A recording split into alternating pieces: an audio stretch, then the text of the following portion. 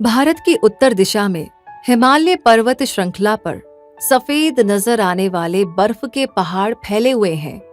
इसी हिमालय पर्वत श्रृंखला से भारत की कई प्रमुख नदियां निकलती हैं। इन पहाड़ों से निकलने वाली नदियां हर रोज लाखों किलोमीटर पानी यहां से लेकर भारत के मैदानी भागों से होते हुए समुद्र में मिल जाती हैं। यहाँ लगातार पिघलती बर्फ की बूंदों के साथ मिलने पर इन नदियों का निर्माण होता है। हिमालय श्रृंखला से निकलने वाली भारत की 3 प्रमुख नदियां हैं, गंगा, ब्रह्मपुत्र, सिंध, जिस पर भारत की लगभग 60 करोड़ आबादी निर्भर रहती है। ये प्रमुख नदियां हैं गंगा नदी, सिंधु नदी, जिसे इंडस रिवर भी कहते हैं। साथ ही साथ यहाँ से ब्रह्मपुत्र नदी निकलती है। इन नदियों के कारण दुनिया के सबसे उपजाऊ मैदानी भागों में से एक भारत के उत्तरी मैदान बनते हैं। हिमालय पर्वत श्रृंखला की गोद में बसा हिमाचल प्रदेश और यहाँ के पहाड़ हर समय बर्फ से ढके रहते हैं। इन बर्फ से ढके पहाड़ों को ग्लेशियर कहते हैं। इन पहाड़ों की स्थिति ग्लेशियर अपने आप में लाखों करोड़ों लीटर पानी समाये हुए होते हैं। जब इन ग्लेशियरों की ये बर्फ पिघलती है तो मैदानी भागों में नदियां पैदा होती है। हिमालय पर्वत श्रृंखला लगभग 2400 किलोमीटर लंबी है। साथ ही साथ ये 5 देशों में फैली हुई भी है। हिमालय की पर्वत श्रृंखला में बर्फ से ढके इन पहाड़ों में ग्लेशियरों की संख्या लगभग 15,000 है। पृथ्वी पर ग्लेशियर का निर्माण बर्फ के एक जगह कई लाख सालों तक इकट्ठा होने के कारण होता है। पृथ्वी पर पाए जाने वाले ग्लेशियरों का 99% यानी कि 99% भाग पृथ्वी के उत्तरी ध्रुव और दक्षिणी ध्रुव पर बर्फ की विशाल चट्टानों के रूप में स्थित है। पृथ्वी के अपने अक्ष पर झुके होने के कारण सूर्य की पर्याप्त रोशनी उत्तरी ध्रुव और दक्षिणी ध्रुव तक नहीं पहुंच पाती है, जिसके कारण यहाँ का तापमान साल भर जमाव बिंदु से काफी नीचे रहता है, जिसके कारण यहाँ पर बड़ी संख्या में बर्फ के पहाड़ मिलते हैं। विश्व के लगभग हर महाद्वीप में बर्फ के पहाड़ पाए जाते हैं, लेकिन ऑस्ट्रेलिया महाद्वीप और अफ्रीका महाद्वीप में ग्लेशियर नहीं पाए जाते। पूरी दुनिया में ध्रुवों पर जमा बर्फ के ग्लेशियरों के अलावा सिर्फ पाकिस्तान में ही सबसे ज्यादा ग्लेशियर पाए जाते हैं। ऐसा माना जाता है कि पाकिस्तान में 7000 से भी ज्यादा बर्फ से ढके पहाड़ों पर ग्लेशियर मौजूद हैं। पृथ्वी पर पाए जाने वाले ये बर्फ के पहाड़ पृथ्वी का लगभग 10% हिस्सा कवर करते हैं, जिसके कारण इनमें पृथ्वी पर पाए जाने वाले पीने के शुद्ध पानी का अधिकतर भाग जमा होता है।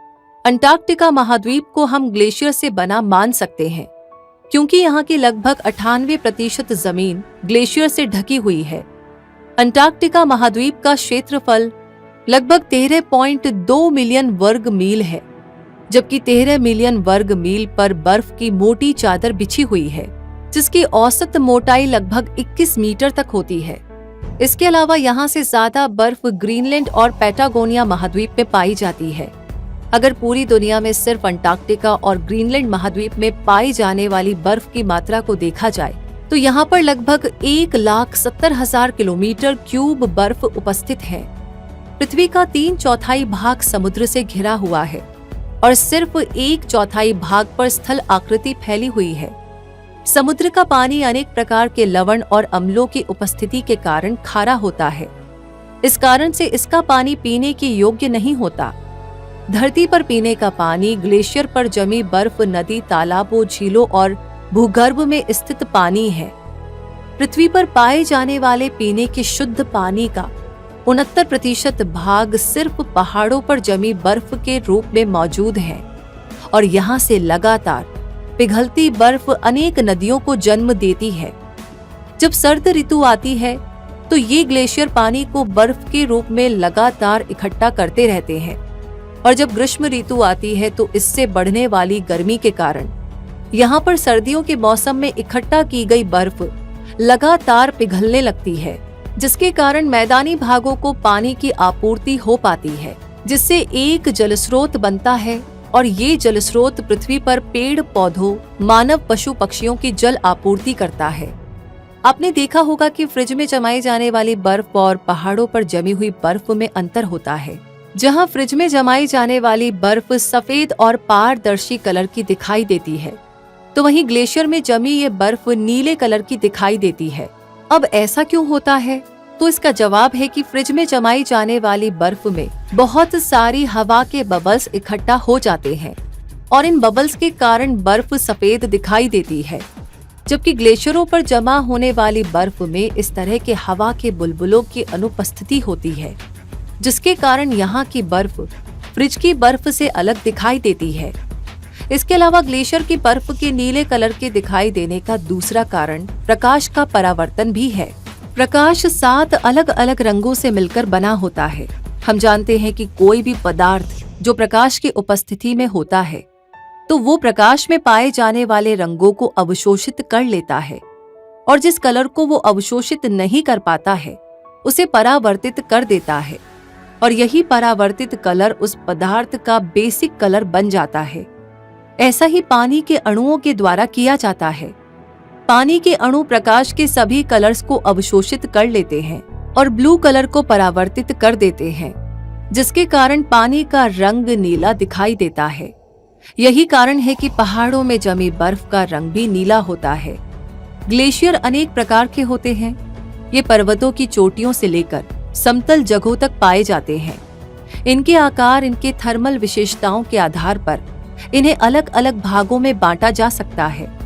पर्वतों की चोटियों पर जमा होने वाली बर्फ से बनी ग्लेशियरों को अल्पाइन ग्लेशियर कहते हैं। वहीं किसी घाटी में बर्फ के इकट्ठा होने से बने ग्लेशियरों को घाटी ग्लेशियर कहा जाता है। ये भी अल्पाइन ग्लेशियर के ही भाग होते हैं। कई बार शांत हो चुके ज्वालामुखी पर भी बर्फ के इकट्ठा होने से ग्लेशियरों का निर्माण होता है। किसी ज्वालामुखी के टॉप बने ग्लेशियरों को आइस वर्ल्ड या आइस कैप कहा जाता है। 19,000 वर्ग मील के एरिया में फैले ग्लेशियर को महाद्वीपीय ग्लेशियर कहा जाता है। ये कई किलोमीटर गहरे होते हैं। ऐसे ग्लेशियर सिर्फ अंटार्कटिका महाद्वीप और ग्रीनलैंड महाद्वीप में ही पाए जाते हैं। यहाँ पाए जाने वाले बर्फ पृथ्वी पर मीठे पानी के सबसे बड़े स्रोत हैं।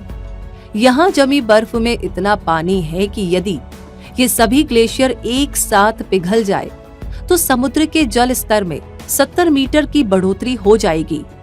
यानी समुद्र का पानी अपने वर्तमान स्तर से 200 फीट की ऊंचाई तक बढ़ जाएगा।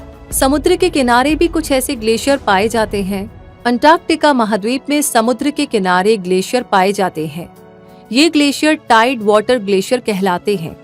ऐसे ग्लेशियर अंटार्कटिका महाद्वीप के अलावा ग्रीनलैंड, बफिन, कनाडा, दक्षिण पूर्व अलास्का, उत्तरी और दक्षिणी पैटागोनिया, आइसलैंड में पाए जाते हैं। पूरी दुनिया में पीने के पानी के सबसे बड़े स्रोत के रूप में दुनिया के अधिकतर हिस्सों में फैले ये ग्लेशियर किस तरह अस्तित्व में आए? अब सबसे बड़ा सवाल ये उठता है कि इन ग्लेशियरों का निर्माण किस तरह से होता है।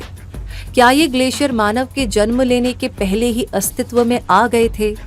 तो इसका जवाब है, शुरुआती ब्रह्मांड काफी उथल पुथल भरा हुआ था। इस उथल पुथल भरे ब्रह्मांड में हमारी पृथ्वी एक आग का गोला थी। पृथ्वी की सतह पर लावा से भरी नदियां बहती थी और लगातार विस्फोट होते ज्वालामुखी के कारण पृथ्वी के वातावरण में अनेक प्रकार की गैस रिलीज होती थी। इसी समय हमारे अंतरिक्ष में हजारों की संख्या में मेट्रोएट्स पृथ्वी पर आते रहते थे और वे जब पृथ्वी की सतह से टकराते थे तो इसके कारण पृथ्वी की सतह का तापमान बढ़ जाता। पृथ्वी की सतह से टकराने के बाद ये मेट्रोएट्स अपने साथ लाए एलिमेंट्स को पृथ्वी के वातावरण में छोड़ देते। इस तरह से पृथ्वी के वातावरण में अनेक प्रकार के जीवन की उत्पत्ति से संबंधित एलिमेंट्स इकट्ठे होते रहे। लगातार होते ज्वालामुखी विस्फोट की वजह से पृथ्वी का वायुमंडल बना। इस वायुमंडल में हाइड्रोजन जैसी गैसों से लेकर के हमारे श्वसन क्रिया के लिए आवश्यक ऑक्सीजन जैसी गैस भी मौजूद थी। इसके अलावा इस वायुमंडल में वाटर वेपर भी पाए जाते थे।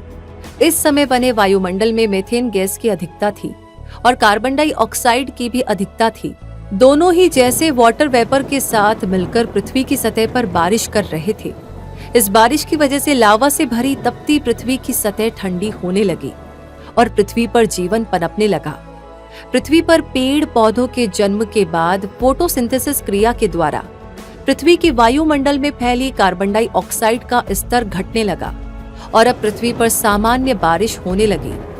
बारिश का ये क्रम लाखों सालों तक लगातार चलता रहा जिससे पृथ्वी पर चारों तरफ पानी ही पानी भर गया था।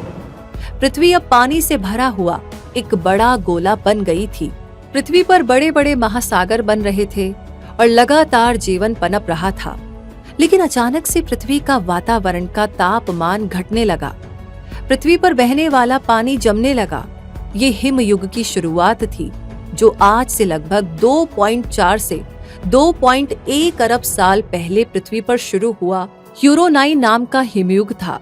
ये हिमयुग अभी तक ज्ञात सभी हिमयुगों में सबसे ज्यादा प्रभावशाली और सबसे ज्यादा ठंडा था।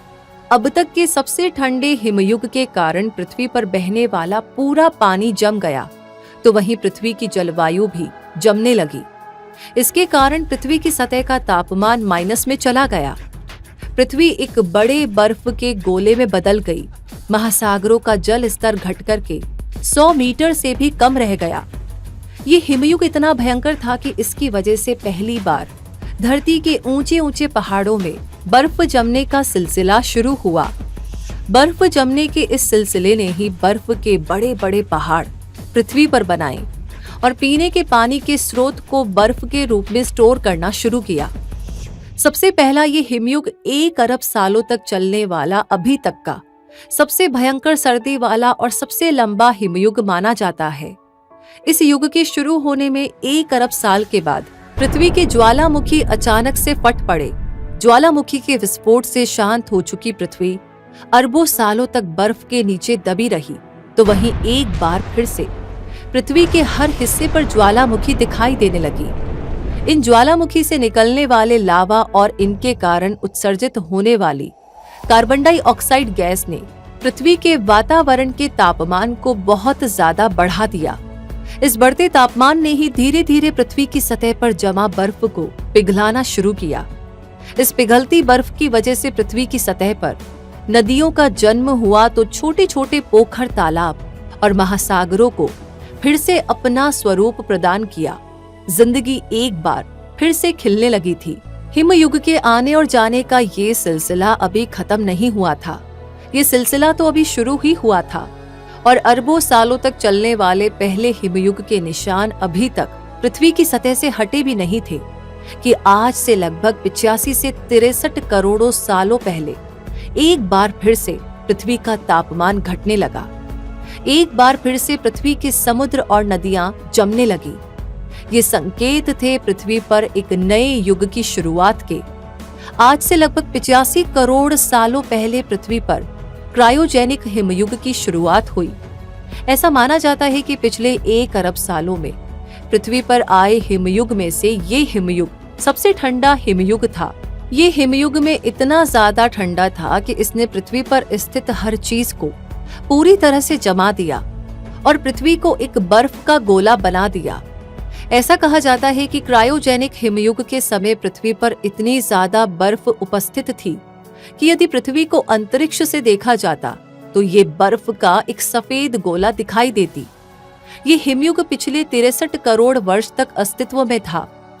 ये हिमयुग लगभग 22 करोड़ सालों तक पृथ्वी पर अपना राज करता रहा, जिसके कारण पृथ्वी की विशाल पर्वत चोटियों पर बहुत ज्यादा मात्रा में बर्फ इकट्ठा हो गई। साथ ही साथ पृथ्वी के अपने अक्ष पर झुके होने के कारण भी इसका प्रभाव ज्यादा था। पृथ्वी के अपने अक्ष पर झुके होने के कारण इसके उत्तरी ध्रुव और दक्षिणी ध्रुव तक सूर्य का प्रकाश पर्याप्त मात्रा में नहीं पहुंच पाता है, जिसके कारण यहाँ का तापमान हमेशा पानी के जमाव बिंदु से नीचे ही रहता है, जिसके कारण पृथ्वी के ध्रुव पर बड़ी मात्रा में बर्फ के पहाड़ देखे जा सकते हैं। पृथ्वी के उत्तरी और दक्षिणी ध्रुव पर दिखाई देने वाले ये बर्फ के पहाड़ आज से 63 करोड़ वर्ष पूर्व क्रायोजेनिक युग के समय अस्तित्व में आए थे। क्रायोजेनिक हिमयुग का अंत फिर से एक बार पृथ्वी की सतह पर ज्वालामुखियों के सक्रिय होने से हुआ। फिर एक बार ज्वालामुखी के सक्रिय होने से पृथ्वी के वातावरण में कार्बन डाइऑक्साइड गैस की मात्रा बढ़ गई, जिसके कारण पृथ्वी का तापमान ग्रीन हाउस इफेक्ट के चलते गर्म होने लगा और इससे पृथ्वी की सतह पर फैली बर्फ की मोटी मोटी चादर पिघलने लगी। लाखों सालों तक चली इस प्रक्रिया में धीरे धीरे क्रायोजेनिक हिमयुग को खत्म करने का काम किया। ऐसा माना जाता है कि पृथ्वी पर अभी तक 5 हिमयुग में बीत चुके हैं। पृथ्वी से अभी क्रायोजेनिक हिमयुग के संकेत पूरी तरह से खत्म हुए भी नहीं थे कि पृथ्वी पर एक बार फिर से एक नए हिमयुग के संकेत दिखाई देने लगे। एक बार फिर से पृथ्वी के वातावरण का तापमान घटने लगा और इस घटते तापमान ने एक बार फिर से पृथ्वी को एक नए हिमयुग में ला खड़ा किया। एंडीयार्ड सहारवी हिमयुग पृथ्वी का सबसे छोटा हिमयुग में माना जाता है, जो आज से लगभग 46 करोड़ साल पहले अस्तित्व में आया। अभी तक के हिमयुग कई करोड़ सालों तक पृथ्वी पर अपना प्रभाव रखते थे, लेकिन इस हिमयुग का प्रभाव पृथ्वी पर सिर्फ 3 करोड़ सालों तक ही रहा। इस हिमयुग के दौरान पृथ्वी के वातावरण का तापमान काफी हद तक गिर गया था, लेकिन गिरते तापमान ने पृथ्वी की सतह पर तापमान को जमाव बिंदु तक नहीं पहुंचाया था। हालांकि ध्रुव पर तापमान अभी भी जमाव बिंदु से नीचे था। पृथ्वी पर चौथा हिमयुग आज से करीब 36 करोड़ साल पहले शुरू हुआ था। इस हिमयुग का नाम करु हिमयुग था। इस समय पृथ्वी पर चारों तरफ हरियाली ही हरियाली छाई हुई थी। पूरी पृथ्वी पर बड़ी मात्रा में वृक्ष ही वृक्ष थे। इस दौरान पेड़ों की मात्रा बहुत ज्यादा होने की वजह से पृथ्वी के वायुमंडल में कार्बन डाइऑक्साइड की मात्रा लगभग पूरी तरह से खत्म हो गई थी। वायुमंडल में कार्बन डाइऑक्साइड की बहुत ही कम मात्रा बची थी, जो पृथ्वी के तापमान को नियंत्रित कर पाने में सक्षम नहीं थी। तो वहीं दूसरी ओर पृथ्वी के वायुमंडल में पेड़ पौधों के द्वारा छोड़ी गई ऑक्सीजन की मात्रा बहुत ज्यादा बढ़ गई थी। ये मात्रा इतनी ज्यादा बढ़ गई थी कि पृथ्वी का तापमान अनियंत्रित हो गया और पृथ्वी का तापमान घटने लगा। इस घटते तापमान की वजह से पृथ्वी पर हर जगह ठंड का एहसास होने लगा। तो वहीं मैदानी भागों में अभी भी तापमान 0 से नीचे नहीं था। ये हिमयुग करीब 10 करोड़ सालों तक चला। इस हिमयुग के दौरान भले ही तापमान घट गया था, लेकिन मैदानी भागों में ये अभी तक जमाव बिंदु तक नहीं पहुंचा था। लेकिन ध्रुव पर यह तापमान अभी भी जमाव बिंदु से काफी नीचे था। हिमयुग की वजह से पृथ्वी पर उपस्थित पेड़ खत्म होने लगे, जिसके कारण पृथ्वी पर बिना पेड़ पौधों के बड़े बड़े मैदान अस्तित्व में आने लगे।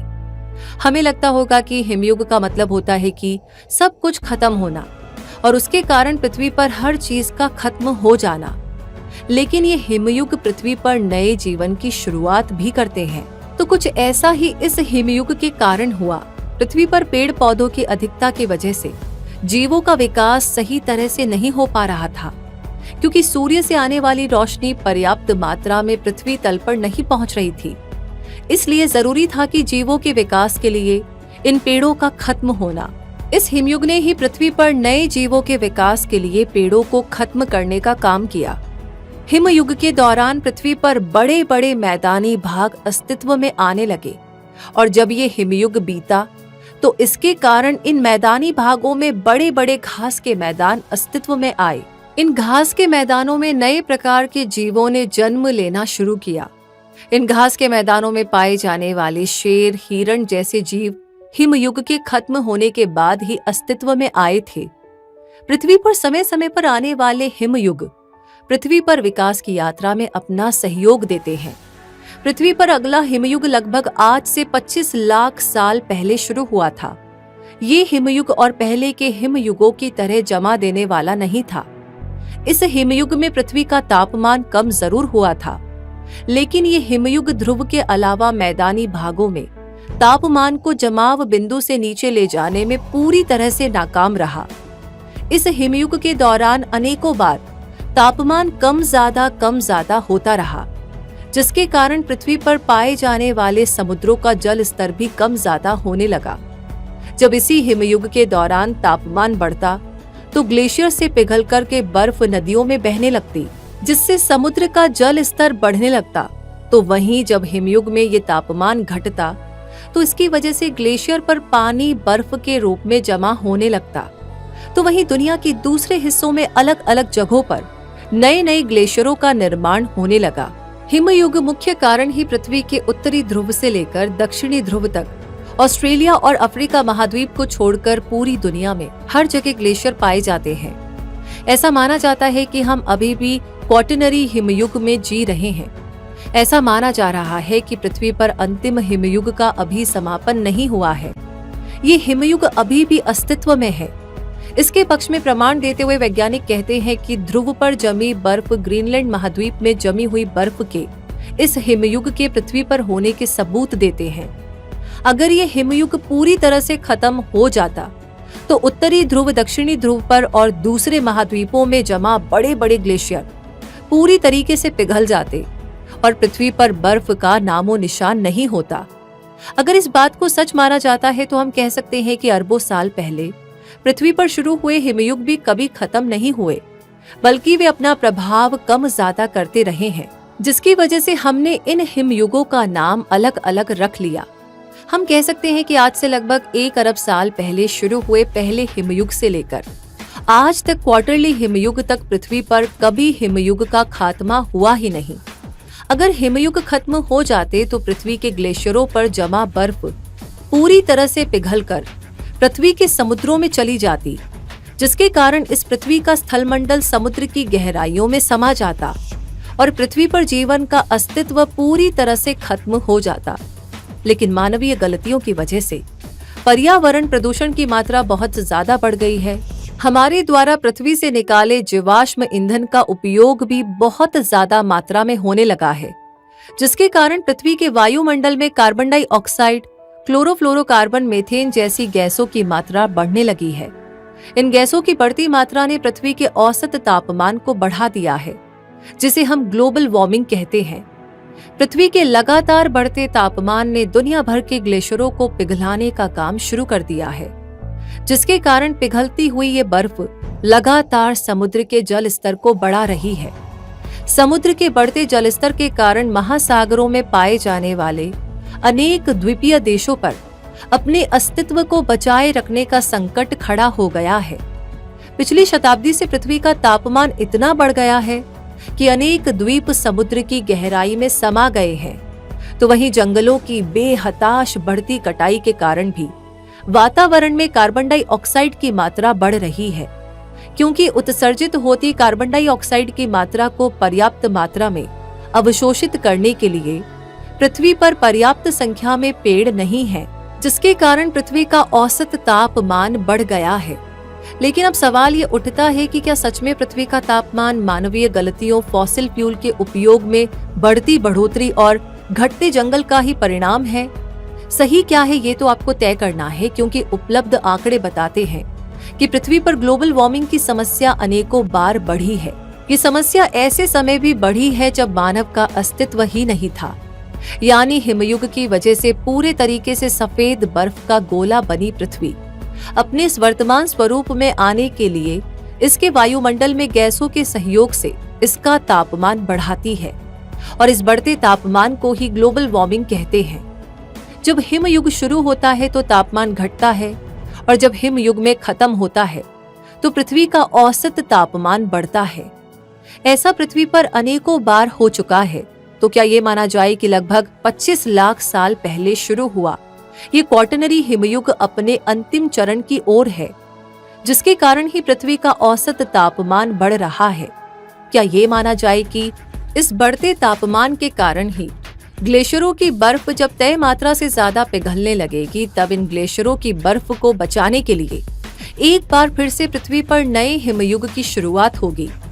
अभी तक के हिमयुग के आंकड़े तो यही कहते हैं कि एक हिमयुग के खत्म होने के बाद दूसरे हिमयुग की शुरुआत के चरण शुरू हो जाते हैं, जिसके कारण पृथ्वी पर समुद्र में पानी की मात्रा निश्चित बनी रहती है।